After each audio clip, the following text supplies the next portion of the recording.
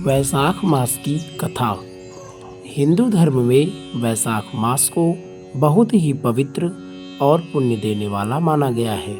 यह महीना भगवान विष्णु और भगवान सूर्य की उपासना के लिए विशेष होता है।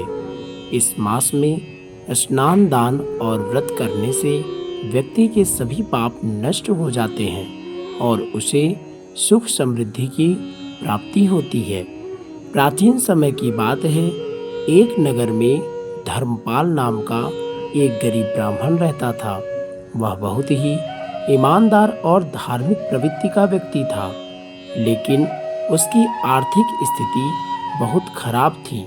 दिन रात मेहनत करने के बाद भी उसके घर में कभी सुख शांति नहीं रहती थी।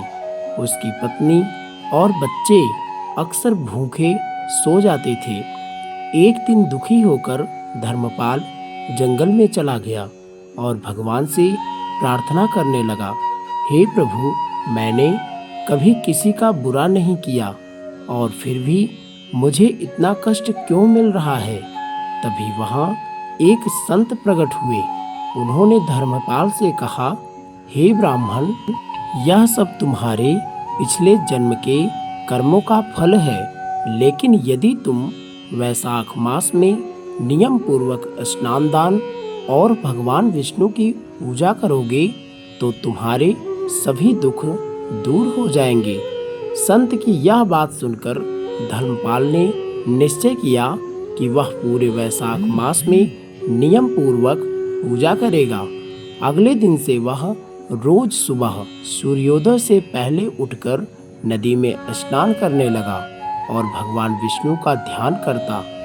वह अपनी सामर्थ्य के अनुसार गरीबों को दान भी देने लगा, चाहे वह थोड़ा सा ही अन्न क्यों ना हो। धीरे धीरे उसके जीवन में बदलाव आने लगा। जहाँ पहले उसके घर में दरिद्रता थी, वहीं अब सुख शांति आने लगी। एक दिन अचानक उसे खेत में खुदाई करते समय सोने के सिक्कों से भरा घड़ा मिला। धर्मपाल ने उस धन का उपयोग अपने परिवार की भलाई और समाज सेवा में किया। उसने मंदिर बनवाया, गरीबों को भोजन कराया और जरूरतमंदों की सहायता की। कुछ समय बाद भगवान विष्णु स्वयं उसके सामने प्रकट हुए और बोले, हे धर्मपाल, तुमने सच्चे मन से वैशाख मास का पालन किया है। तुम्हारे सभी पाप नष्ट हो गए हैं और अब तुम्हें जीवन में कभी दुख नहीं होगा। धर्मपाल ने भगवान का धन्यवाद किया और जीवन भर धर्म और सेवा के मार्ग पर चलता रहा। कहानी से यह सीख मिलती है, वैशाख मास में किया गया स्नान, दान और पूजा बहुत फलदायी होता है। सच्चे मन से भगवान की भक्ति करने से जीवन के कष्ट दूर हो जाते हैं और सुख समृद्धि की प्राप्ति होती है। प्रेम से बोलिए विष्णु भगवान की जय हो, माता लक्ष्मी की जय हो।